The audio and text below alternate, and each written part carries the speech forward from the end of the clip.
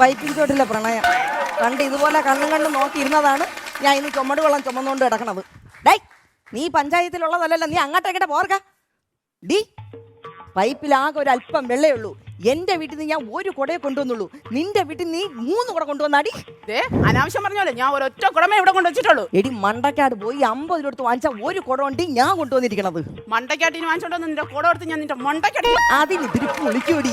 ചെടി കൂടുതൽ വെള്ളത്തിലെടുത്താലുണ്ടല്ലോ നിന്റെ 64 പല്ലു അടിച്ച് ഞാൻ താഴെ ഇടൂടി. കാണാം.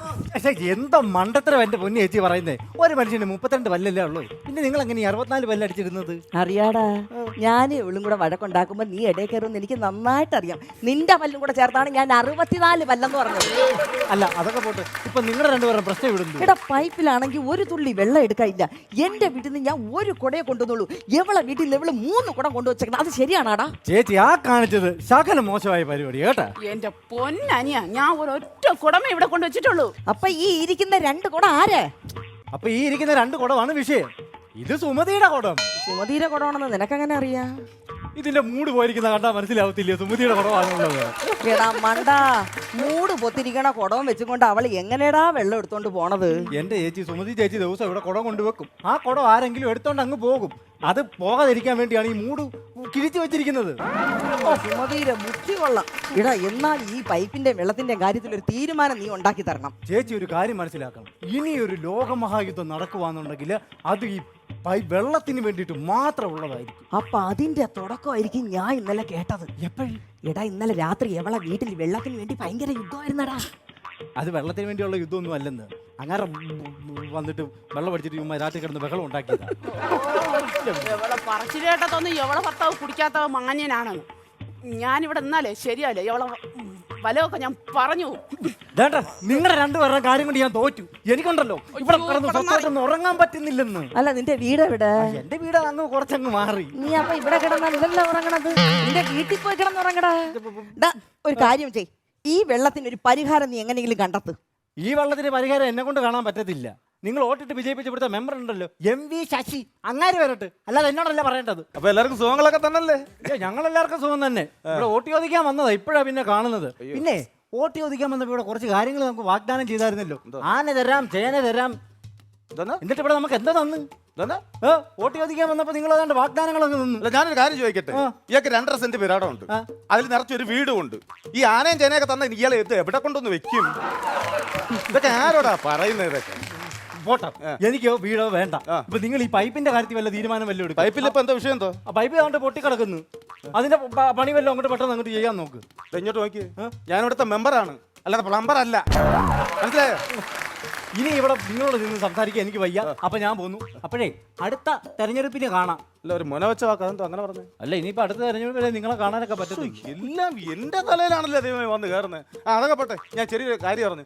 നിന്റെ ഭർത്താവ് എന്തോ അസുഖമായിട്ട് കിടക്കുന്ന? ഓ, അങ്ങേർക്ക് ഒരു കുറവും ഇല്ല മെമ്പറേ. എന്നും ഇപ്പോഴും രാത്രി ഉറക്കത്തിൽ നിന്ന് എഴിച്ച് ഒരു മുറിയിൽ നിന്ന് അപ്പുറത്തെ മുറിയിലോട്ട് ചുമ്മാ അങ്ങ് നടക്കേണ്. ഇത് വല്ല മാരക അസുഖമാണ്. നീ ഒരു കാര്യം, നിന്റെ വീട്ടില് ജോലിക്ക് ഒരു പെണ്ണുണ്ടല്ലോ, അതിനെ പറഞ്ഞു വിട്, ചിലപ്പം അസുഖം മാറിയല്ലോ. മെമ്പർ അനാവശ്യമൊന്നും പറയാം. വേറൊരു കാര്യം ഞാൻ അറിഞ്ഞു, നിന്റെ ഭർത്താവ് അവിടെ കുടിച്ചിട്ട് ഭയങ്കര ബഹളം ഉണ്ടാക്കുന്ന വിഷയം ആൾക്കാരോടൊന്ന് പരാതി പറഞ്ഞു. അപ്പൊ അതിലെന്തെങ്കിലും തീരുമാനം കണ്ടോ? പുള്ളിക്കാരോട് ഉണ്ടോ? അയ്യോ, അങ്ങനെ രാവിലെ മരുന്ന് വാങ്ങിക്കാൻ വേണ്ടി പോയി മെമ്പറേ. കാണാൻ പറ്റൂല. എനിക്ക് അറിഞ്ഞൂടെ എപ്പ ഇങ്ങോട്ട് കയറി വരുമെന്ന്. പഞ്ചവർണ്ണ പൈകിളി പെണ്ണ് ഇന്നെനിക്കൊരു ഉച്ചമുക്കലക്കാവുമ്പൊരു ദൂത് പോകാമോ? ആരാരും കാണാതെ ഒന്നവിടം വരെ ചെല്ലാമോ?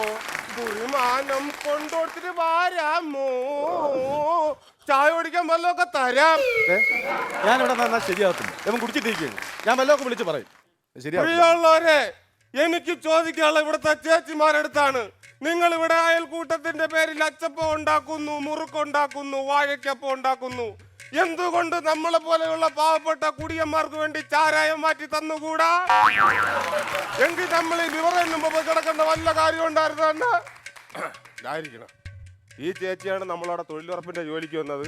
അടിപൊളിയായിരുന്നു. നമ്മുടെ പേരാടമൊക്കെ കളച്ച് സൂപ്പറാക്കി ഇട്ടിട്ട് പോയി. നമ്മളെ ഇലക്ട്രിക് പോസ്റ്റ് ഇല്ലേ എണ്ണ, ഇലക്ട്രിക് പോസ്റ്റ്, അതിന് തട എടുത്ത് വെച്ചേക്കുന്നു. ഇനി തൊഴിലുറപ്പിന്റെ പേരും പറഞ്ഞോണ്ട് നമ്മളെ ഏരിയയിലോട്ട് വരല്ലേ വെച്ച് ചുമ്മാണ്. തീറ്റി ഉറക്കം മാത്രം തൊഴിലുറപ്പ്. മനുഷ്യ, നാട്ടുകാരെടുത്ത് 1 2 പറഞ്ഞോണ്ടിരിക്കാതെ ഇങ്ങോട്ട് കയറി വരണോട്ടാ. എന്റെ പെണ്ണുമ്പിള്ളയാണ്. ഇവിടെ ഒന്നും പെണ്ണുങ്ങളില്ലാഞ്ഞിട്ട് ഞാൻ പൂനെ പോയി കല്യാണം കഴിച്ചോണ്ട് വന്നേണ്. വേളിക്കൊക്കിനെ പോലെ ഇരുന്നോണ്ട്. പറയണത് കേട്ടോ ആച്ചി, വേളിക്കൊക്കെന്ന്. പണ്ട് കല്യാണത്തിന് മുമ്പ് എന്നെ ഇങ്ങനെ എന്തൊക്കെ വിളിച്ചോണ്ടിരുന്നെന്ന് അറിയാമോ? എൻ്റെ നസ്രിയെ, എൻ്റെ മഞ്ജു വാര്യരെ, എൻ്റെ ഐശ്വര്യ റായെ, എൻ്റെ സുസ്മിത സെന്നെ. ഇപ്പൊ 2 പിള്ളേരായതിനു ശേഷം ഞാൻ വേളിക്കൊക്ക് ഒരു പൃഥ്വിരാജ് വന്നിരിക്കുന്നു. മരക്കൊത്തി ചേച്ചി വേറൊന്നുമല്ല, എന്നും പാതിരാത്രി മൂക്കറ്റം കുടിച്ചിട്ട് എൻ്റെ വീട്ടിൽ കയറി വരും. വീട്ടിൽ കയറി വന്നു കഴിഞ്ഞാൽ വാഴ വെട്ടിയിട്ട കണക്ക് ഇങ്ങനെ മലന്നങ്ങ് കിടക്കും. റൂമിൽ ഞാൻ ഒറ്റയ്ക്ക് നേരം വെളുക്കണ വരെ ഇങ്ങനെ കിടക്കും. ഒരു അന്തിക്കൂട്ടിന് പോലും ഒരു സഹായം നേരെ കൊണ്ട് എനിക്കില്ല ചേച്ചി. ഡിയർ ഫ്രണ്ട്സ്, നിങ്ങൾ ആരെങ്കിലും ഇവക്ക് ഒന്ന് അന്തിക്കൂട്ടിന് പോവാവോ? അനാവശ്യം പറഞ്ഞോണ്ടല്ലോ ചേച്ചി, അത് ഞാൻ പിന്നെ സഹിക്കാം. സാധാരണ കുടിയന്മാര് അല്പസ്വല്പമൊക്കെ കുടിച്ചിട്ട് വീട്ടിൽ കയറി വരും. അവര് വീട്ടിൽ കയറി വന്നിട്ട് എന്തെങ്കിലുമൊക്കെ ആഹാരം നുള്ളി പറക്കി കഴിച്ചിട്ട് എന്തെങ്കിലും 10 തെറിയൊക്കെ ആരെങ്കിലും പറഞ്ഞിട്ട് ഒരു മൂല പോയി ചടഞ്ഞൂടി അങ്ങ് കിടക്കും. പക്ഷെ എൻ്റെ ഭർത്താവ് കുടിച്ചു കഴിഞ്ഞാൽ ദാ ഈ മുറ്റത്ത് വന്നങ്ങ് ഇരിക്കും. ചിലപ്പോൾ അങ്ങ് നേരം വെളുക്കണവരെ കിടക്കും. പക്ഷേ ഉറങ്ങൂല. കിണി കിണി കിണി എന്തൊരു ചിരിയാ എന്തോ. നേരം വെളുക്കണവരെ ചിരി തന്നെ. എന്തിനു ചേച്ചി ഇങ്ങനെ ചിരിക്കേ? ഇതെന്റെ കുടിയന്മാരായ അണ്ണന്മാർക്ക് വേണ്ടി സമർപ്പിക്കുകയാണ്. അണ്ണൻ മദ്യപിച്ചാൽ നമ്മുടെ ആരോഗ്യം നശിക്കും, ചിരിച്ച ആയുസ് വർദ്ധിക്കും. മദ്യപാനത്തിലൂടെ നശിക്കുന്ന ആരോഗ്യത്തെ ഞാൻ ചിരിയിലൂടെ നൈസായിട്ട് തിരിച്ചു പിടിക്കാം. Just for understanding of the medical science. നിനക്ക് അറിഞ്ഞിടത്തോണ്ടാണോ? ഞാൻ സത്യസന്ധമായിട്ട് നിങ്ങളോട് കാര്യം ചോദിക്കുകയാണ്. നിങ്ങൾ ഭർത്താവ് എന്നുള്ള നിലയ്ക്ക് എന്തെങ്കിലും ഉത്തരവാദിത്വം ഉണ്ടോ മനുഷ്യ? നീ അങ്ങനെ നീ പെരുമാക്ക് നീ പറയല്ലേ. എടി, ഞാൻ ഇങ്ങോട്ട് വന്നപ്പോ ഒരുത്തന്നെ തടഞ്ഞു നിർത്തി അവൻ എൻ്റെ അടുത്ത് ചോദിക്കാണ്, നിനക്ക് നിന്റെ സ്വന്തം ഭാര്യയെ നോക്കാൻ പറ്റത്തില്ലെങ്കിൽ നീ അവളെ എന്റെ വീട്ടിൽ കൊണ്ടാക്കട, ഞാൻ അവളെ പൊന്നുപോലെ നോക്കിക്കോളാന്ന്. അയ്യോ, ഇത് കേട്ടിട്ട് നിങ്ങൾ ഒന്നും മിണ്ടാതെ എന്റെ വീട്ടിൽ കയറി വന്നാ നിങ്ങളെ വായിന്ന് നാക്കില്ലായിരുന്നോ മനുഷ്യ? ഞാൻ കേട്ടോണ്ടിരിക്കോ? അണ്ണാ എന്റെ ഇടത്തെ കൈ തളത്തിയിട്ട് അവന്റെ ചെവിക്കണം മുളക്ക ഒരു അടി അടിച്ചു കൊടുത്തിട്ട് വാ വലിച്ചു കീറിയിട്ടാണ് ഞാൻ ഇവിടെ വന്നത്, അറിയാമോ? ഇപ്പൊ അവൻ ജംഗ്ഷനിലാണ്ട ഇങ്ങനെ ഇരിക്കുകയാണ്. കൊള്ളാം, എനിക്ക് ഇഷ്ടപ്പെട്ട്. കുടിയനാണെങ്കിലും നിങ്ങളാണ് നട്ടലുള്ള ഭർത്താവ്. അതൊക്കെ പോട്ട്, ഏത് അവൻ എന്നെ കുറിച്ച് പറഞ്ഞത്? നിന്റെ അച്ഛൻ. എന്റെ അച്ഛനെ കുറിച്ച് എന്റെ പൊന്നണ്ണ, കല്യാണം കഴിഞ്ഞിട്ട് നാളെ 10 വർഷം തികയാണ്. ഇന്നേ വരെ വിവാഹ വാർഷികം എന്താണെന്ന് ഞാൻ അറിഞ്ഞിട്ടില്ല. തങ്കക്കൂടം നീ കരയിലും. ഇപ്രാവശ്യം നമ്മള് വിവാഹ വാർഷികം സൂപ്പറായിട്ട് നടത്തും, അടിപൊളിയായിട്ട് നടത്തും. ചേച്ചി നിങ്ങളെല്ലാരും പറഞ്ഞു കേട്ടോ, ചോദിക്കണം ചേച്ചി വരണ ചേച്ചി. 10 കൂട്ടം കറികള്, പച്ചടി, കിച്ചടി, തോര, നിങ്ങൾ വരണേന്നാ കേട്ടോ. അയ്യോ, 10 കൂട്ടം കറിയും വെച്ച് സദ്യ ഉണ്ടാക്കി കിടക്കാൻ നടക്കുന്നത്. നിങ്ങളെ കയ്യിൽ 5 പൈസ ഉണ്ടാ മനുഷ്യ? ആ ചേച്ചിയെ കണ്ടാ തന്നെ അറിയാം, ഒറ്റ ഇരിപ്പിൽ ഒരു കരിയിലെ ചോറ ഇന്നു വന്നു. അവസാനം ആ ചാക്കുംപടി അരി എടുത്ത് നിങ്ങളെ ഊപ്പാട് വരും. ഞാൻ നിന്നെ തിരക്കാണ് വന്നത്. ഞാൻ എല്ലാം ഇവിടെ നിന്ന് കണ്ടോണ്ടിരിക്കുന്നു. എന്തോന്നാണ് ഇത്? ഇതാണൊരു കുടുംബം? എന്റെ പൊന്നു മെമ്പറെ, സഹിക്കാൻ വയ്യ, സഹിക്കാൻ. ഇങ്ങനെ കൊണ്ട് എനിക്ക് ഒരു ഉപയോഗവും ഇല്ല. ഈ വീടിനെ കുറിച്ച് ഒരു ബോധവും ഇല്ലാത്ത മനുഷ്യൻ എന്റെ വീട്ടിൽ എന്തെങ്കിലും സഹായം ചെയ്യണമെങ്കിൽ അപ്പുറത്തെ വേലപ്പണ്ണന്റെ അമ്മ മുരളി വന്ന് വേണം ചെയ്യാൻ. എന്റെ വീട്ടിലെ കറണ്ട് ബില്ലടക്കണം മുരളി, എന്റെ വീട്ടിലെ വാട്ടർ ബില്ലടക്കണം മുരളി, ചന്തയിൽ പോയി മീനും മലക്കറി മാച്ചോണ്ട് വരണം മുരളി. എന്തിന്? എന്റെ മക്കള് തൊട്ടിലി കിടന്ന് ആടുമ്പോ ഒന്ന് ആട്ടിക്കൊടുക്കണത് വരെ എന്റെ മുരളിയാണ്. കറക്റ്റാണ്. മുരളി ഭയങ്കര ഉപകാരമാണ്. ഞാൻ ഇല്ലാത്ത ദിവസം മുരളി ഭയങ്കര കണ്ണെന്ന് പറഞ്ഞ മുരളി കടയിൽ പോവും, മുരളി റേഷൻ കടയിൽ പോവും, പിന്നെ പഞ്ചായത്തിലൊക്കെ കാര്യങ്ങൾക്കൊക്കെ മുരളി പോവും. എന്തിന്? എന്റെ ഇളയ മോനെ ഒന്ന് കാണണം, തനി മുരളി. മുരളിയെ കുറിച്ച് അനാവശ്യം പറഞ്ഞോണ്ടല്ലോ മനുഷ്യ.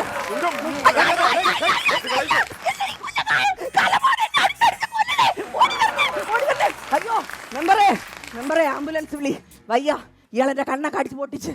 അയ്യോ പെണ്ണുപിള്ള, നിങ്ങളെ ഒന്നും ചെയ്യില്ലല്ലോ ഇങ്ങനെ. ആണ് കുഴപ്പം. ഞാൻ അടിക്കാൻ വേണ്ടി കൈ അങ്ങ് ഉള്ളു. അറവല വിളിക്കും പോലെ കിടന്ന് വിളിക്കും. പയ്യന്മാര് വരും, പൊങ്കാല ഇടും, പോകും. ഇവിടെ നടക്കണം. ഞാനൊരു കാര്യം പറയാം. കുറെയൊക്കെ ഈ കുടിയന്മാരാക്കുന്നത് നിങ്ങൾ ഭാര്യമാരാണ്. കുറച്ചൊക്കെ നിങ്ങൾ അങ്ങ് ഒതുങ്ങണം കേട്ടോ. സത്യാവസ്ഥ ഇതൊക്കെയാണ് സംഭവം. ഈ ആണുങ്ങൾ സംസാരിക്കാൻ നിനക്കെന്തൊരു കാര്യം കൂടി പോടി. എന്താ കഷ്ടം എന്ന് പറയാം. ഇങ്ങനെ ഉണ്ടോ തന്നെ? അല്ല, ഞാനൊരു കാര്യം ചോദിക്കട്ടെ, ഇങ്ങനെയൊക്കെ അങ്ങ് ജീവിച്ചാ മതിയാ? ഈ കുടിച്ചും പുറത്തും അങ്ങ് നടന്നാ മതിയാ?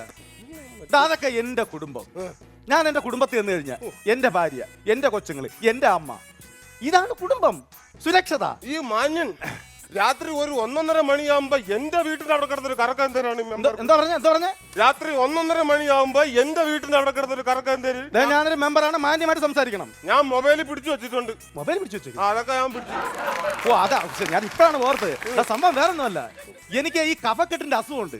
അപ്പൊ ഒരു കക്ഷി പറഞ്ഞ് നിന്റെ വീടിന്റെ ഇപ്പുറത്ത് ആടലോടൊക്കെ നിപ്പുണ്ടെന്ന്. അപ്പൊ അത് പറിച്ച് ആവി ഇട്ട് കഴിഞ്ഞാൽ ഈ കഫക്കെട്ട് അങ്ങ് മാറി കിട്ടും. അതാ സംഭവം. ഈ മെമ്പറിന്റെ രാത്രി 1:30 മണിക്കുള്ള ആവി പിടുത്തമുണ്ടല്ലോ, എന്താ എന്റെ ഒറ്റ പിടുത്തത്തിൽ നിൽക്കും. ആർക്കാണ് സംസാരിക്കുന്നത്? നീ ആരുടെ സംസാരിക്കുന്നത്? ആരും സംസാരിക്കുന്നത് എന്താണ് മെമ്പറിന്റെ മുഖത്ത് നോക്കിയാ സംസാരിക്കണേ? അണ്ണം മിണ്ടായിരിക്കണേ. ഞാൻ നിങ്ങളൊന്നും പറഞ്ഞൊന്നും ഇല്ലല്ലേ. ഞാൻ അവിടെ വെറുതെ ഇല്ലായിരുന്നു. ഇനി മെമ്പർ നോക്കൊന്നുമില്ല. മോണ്ടെ കൊല്ലും ചെന്നു പോ. ഞാൻ വല്ലതും പറഞ്ഞിരുന്നേ. അണ്ണം മിണ്ടായിരിക്കണേ പോ. ഞാൻ അണ്ണനൊന്നും പറഞ്ഞൊന്നും ഇല്ലല്ലേ. ഞാൻ അവിടെ വെറുതെ ഇല്ലായിരുന്നു. എന്റെ വീട്ടിലെ ഓപ്പള കെട്ട പൊട്ടിയാ നിങ്ങൾ സമാനം പറയുവാനാ? നിങ്ങൾ രാത്രി കൊണ്ടുപോകും. എന്റെ കൂട്ടുകാരൻ രതീഷ്കാർക്കാടുണ്ട്. എന്നെ പോലെ എന്നല്ല, അവർ ഭയങ്കര ദേഷ്യമാണ്. പറഞ്ഞിരുന്നേ ഇനി ഒറ്റ ഒഴുകി താഴെ കൊടുത്തു കിടക്കും.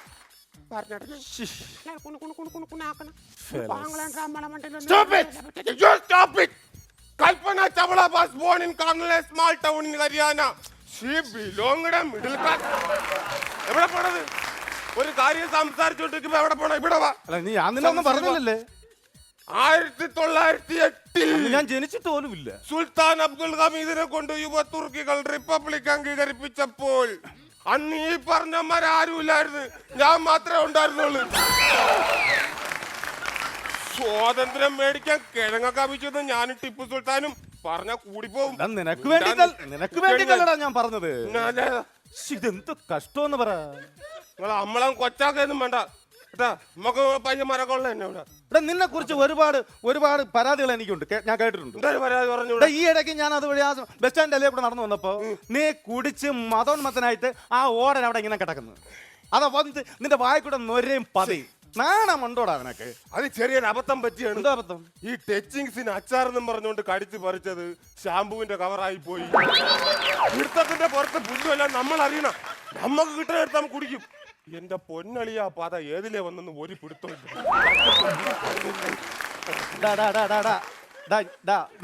ഒരു നാണോ മാനോ ഒക്കെ ഉണ്ടോടാ? 3 പിള്ളേരെ തന്തയല്ലേടാ നീ? ഇങ്ങോട്ട് നിനക്ക് +2 പഠിക്കുന്ന പെങ്കുച്ചില്ലേ? ഈ ഇടയ്ക്ക് ഞാൻ ആ സ്റ്റാൻഡിൽ നിന്നപ്പോ നിന്റെ മോള് എനിക്ക് പരിചയമില്ലാത്തൊരു പയ്യന്റെ ബാക്ക് ഇരുന്നിട്ട് ഇങ്ങനെ പോണ്. അപ്പൊ എനിക്കത് റോങ് ആണെന്ന് തോന്നി. തന്തായിട്ട് നടന്നാ പോലെ ചോദിക്കണം. ഞാൻ ചോദിച്ചല്ലോ അവളടുത്ത്. ചോദിച്ചോ? എടി 24 മണിക്കൂർ നീ അവന്റെ ബൈക്കിന്റെ പുറകെയായിരുന്നു പോടാ. നിനക്ക് എന്തിനാടി വണ്ടിക്കൂലി? അത് നിനക്ക് നീ തിരിച്ചെന്നൂടെന്ന് വെച്ചപ്പോണ്ടല്ലേ അവള് ചമ്മിപ്പോയി. ഞാൻ നോക്കിയപ്പോ അടുക്കള ഇങ്ങനെ ഈറ്റാണ്. ചോദിക്കാൻ നമ്മള് കൂടെ ചോദിക്കും. അതിന് മക്കളായാലും മരുമക്കളായാലും ശരി തന്നെ. ആ സംസാരം വേണ്ട. എന്തൊരു തന്തമാര, ഞാൻ ആദ്യമായിട്ട് കേൾക്കാം. അത് പറഞ്ഞ ഞാൻ വന്നപ്പോഴേ ഇത്രത്തിൽ നിന്റെ ചോദിക്കണം വിചാരിച്ചത്. നിന്റെ ഈ തല ഏതെന്ത് പറ്റി? അത് വേറൊരു വിഷയം. നിങ്ങൾ വിട്ടുപോ. ഒരു മെമ്പർ എന്ന നിലയ്ക്ക് ഞാൻ അറിയണം. നാളെ എന്തെങ്കിലും സംഭവിച്ചാലും മെമ്പറാണ് കൂടെ ആദ്യം വരുന്നത്. പറ എന്താ സംഭവിച്ചത്? മെമ്പറെ നിങ്ങൾക്കറിയാല്ലേ, ഞാൻ ഇത്തിരി പോലും മരുന്നൊക്കെ അടിക്കണം. അറിയാം. നമ്മളെ ജംഗ്ഷന്റെ അവിടെ എത്തിയപ്പം ഒരുത്ത അവിടെ നിന്നുകൊണ്ട് നിന്റെ അടുത്ത് എന്റെ അടുത്ത് ഞാൻ പതുക്കെ അവിടെ നിന്നു. ഞാൻ പറഞ്ഞു, ഡേയ് നിനക്ക് ആള് മാറി, ഞാൻ ഇവിടെ ജനിച്ചു വളർന്നവനാണ്, നിന്റെ അട വന്ന് എന്റെ അടുത്ത് നടക്കൂല, പോടാന്ന് പറഞ്ഞു. എന്നിട്ട് പിന്നെ എന്റെ നേരെ വീണ്ടും എനിക്കെന്റെ ദേഷ്യം കയറി വന്നു. കേട്ടിട്ട് എനിക്ക് ദേഷ്യം വരുന്നു. എനിക്ക് പണ്ടേ ദേഷ്യമാണ്. ഞാൻ നേരെ അവന്റെ വീട്ടിൽ ചെന്ന് കയറി. അവന്റെ വീട് എന്ന് പറഞ്ഞ ഒരു കമ്പിയിലിട്ട വീടാണ്. നേരെ അവന്റെ വീട്ടിൽ ചെന്ന് കയറി. അവന്റെ അപ്പൂപ്പന്റെ ഫോട്ടോ ആണെന്ന് തോന്നുന്നു. പുല്ലെല്ലാം അടിച്ചു തെറിപ്പിച്ച് അവസാനം ആശുപത്രിയിലുമായി. ആര്? ഞാൻ. നീ എന്തിനാ ആശുപത്രിയിലായി? ട്രാൻസ്ഫോമർ ആയിരുന്നു, അറിഞ്ഞില്ലെന്ന്. വൃത്തത്തിന്റെ പുറത്തൊന്ന് കയറി കൊടുത്തു. അല്ല അപ്പൊ നീ അവിടെ ചെന്നപ്പോഴത്തേക്ക് ഒരു അപ്പൂപ്പന്റെ ഫോട്ടോ ഒക്കെ വെച്ചെന്ന് പറഞ്ഞത്? അത് മറ്റേ അപായം.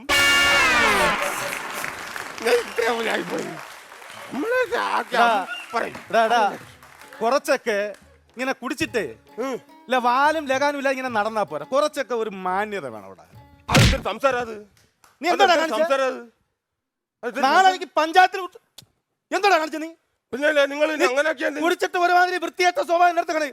എന്താ കാണിച്ചത്? അണ്ണം മിണ്ടായിരിക്കണേ. ഞാൻ നിങ്ങളൊന്നും പറഞ്ഞൊന്നും ഇല്ലല്ലേ. ഞാൻ അവിടെ വെറുതെ ഇല്ലായിരുന്നു. ഇനി അടിക്കാൻ സത്യമായിട്ട് നാടി കൊള്ളുപോ. അണ്ണം മിണ്ടായിരിക്കണേ. ഞാനൊന്നും പറഞ്ഞൊന്നും ഇല്ലല്ലേ. ഇത്ര ആൾക്കാർ ഇവിടെ നിൽക്കണല്ലേ.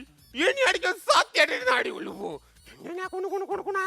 നമ്മള് പാങ്ങളേണ്ട നമ്മളെ വണ്ടിയിലെത്തി സത്യമായിട്ട് ഇനി അടിക്കാൻ അമ്മ ഞാൻ പറഞ്ഞു. ശിവ എന്തൊക്കെ ഈ കാണിക്കുന്നറിയാം. നീ എന്താ മിമിക്രി കാണിക്കുന്നടാ? മിമിക്രിയൊക്കെ നമ്മൾ സൂപ്പറായിട്ട് കാണിക്കുന്ന ആൾക്കാരൊക്കെ തന്നെ പോ. ഇനി അതിന്റെ കുറവ് കൂടെ ഉള്ളൂ. ആടി വിളിച്ച് പറയാം അച്ഛൻ പോലെ സൗണ്ട് സൂപ്പറായിട്ട് പറഞ്ഞു. നീയാ ഓ അച്ഛൻ പോലണ്ട. രാവിലെ സിനിമയിലെ സൗണ്ടാണ് പറഞ്ഞത്. ആടി വിളിച്ച് പറയും. നീ അതോടെ കേട്ടിട്ട് പോ, എനിക്ക് ചിരിക്കാമല്ലോ. നമ്മളെ മുമ്പ് തിരുമലചന്ദ്രനും ഒന്നും അല്ല പോ, സൂപ്പറായിട്ട് പറഞ്ഞു. കേൾക്കണോ? അനാവശ്യമായ മരണം, ദീനമില്ലാത്ത ജീവിതം, നിന്നില്ലാത്ത ചില ഭക്തനായി നിന്നാലും ശംഭോ ശങ്കര ജീവിതത്തെ അങ്ങനെ പ്രാർത്ഥിച്ചു കൂടേണ്ട കാലമായ ശേഖര. മരുന്ന് മറമുണ്ടക ശേഖര, ഒരു വഴിക്ക് നമ്മൾ വഴി കയറ്റം മറമുണ്ടക ശേഖര, മുണ്ടക ശേഖര, സത്യമായിട്ടും മുണ്ടക ശേഖര. മുണ്ടക ശേഖര, നിന്റെ അച്ഛൻ ഇപ്പോഴും ഓഫീസിൽ പോലടാ, ഉറപ്പില്ലടാ. ഞാൻ എന്തോ പറയാനാണ്, എന്തോന്ന് പറയും, എന്തോന്ന് പറയാനാണെന്ന് പറ. എന്തോ കഷ്ടം എന്ന് പറയാം. ഒരു കോള് വന്നു. കുറച്ച് തൈര് വാങ്ങിച്ചു കൊടു. തൈര് കൊടു. കുറച്ച് തൈര് തൈര് വാങ്ങിച്ചു കൊടുക്കാം. ഞാൻ കുടിക്കൂലണ്ണ. ഹലോ പറ. എം കെ ശശി തന്നെ. ചുമ്മാതല്ല, ഇവിടെ പെണ്ണുങ്ങൾ എനിക്ക് ഇരിക്കപ്പുറത്ത് തരുന്നില്ല. എന്തായാലും ഞാൻ പിന്നാടെ കൊണ്ട് ഇവിടെ വേറൊരു കേസ് കിടന്നുണ്ട്. ഓ ശരി. എന്തോന്ന് മെമ്പർ? സംഭവം വേറൊന്നുമല്ല, ഈ പൈപ്പിൽ വെള്ളം ഇല്ലാത്ത കാര്യം എന്താണെന്ന് അറിയാം. റോഡ് വികസനം നടന്നിരിക്കുന്നതിന്റെ ഭാഗമായിട്ട് അവിടെ പൈപ്പ് മെയിൻ ലൈൻ പൊട്ടി, അതാണ് വെള്ളമില്ലാത്തത്. ഇനിയിപ്പോ ഈ പണി കഴിയണമെങ്കിൽ എങ്ങനെയായാലും 1 മാസം പിടിക്കുന്നാണ് അവർ പറയുന്നത്. അയ്യോ, അപ്പൊ 1 മാസം ഞങ്ങൾ നാട്ടുകാർ വെള്ളം ഇല്ലാതെ ചാവൂലേ? നിങ്ങൾ നാട്ടുകാർ ചാവും, പക്ഷെ നമ്മൾ ചാവൂല. നമുക്ക് കുടിക്കണമെങ്കിൽ നമ്മൾ വിറയിൽ ചെന്നാൽ മതി, കുടിച്ചു മരിക്കാം. നാട്ടുകാരെ കുടിച്ച് മരിക്കാനെന്ന് ഇതാ എന്നെ കൊണ്ടൊന്നും പറയിപ്പിക്കല്ലേ. നാട്ടുകാർക്ക് ഒരു തുള്ളി വെള്ളം കുടിച്ച് ജീവൻ നിലനിർത്താൻ കിടക്കുമ്പോ നിങ്ങൾ കുടിച്ച് മരിക്കാൻ പോണെന്ന മനുഷ്യ. മെമ്പറേ, കൊടുക്കരണ്ടെണ്ണ അയാൾക്ക് കോട്.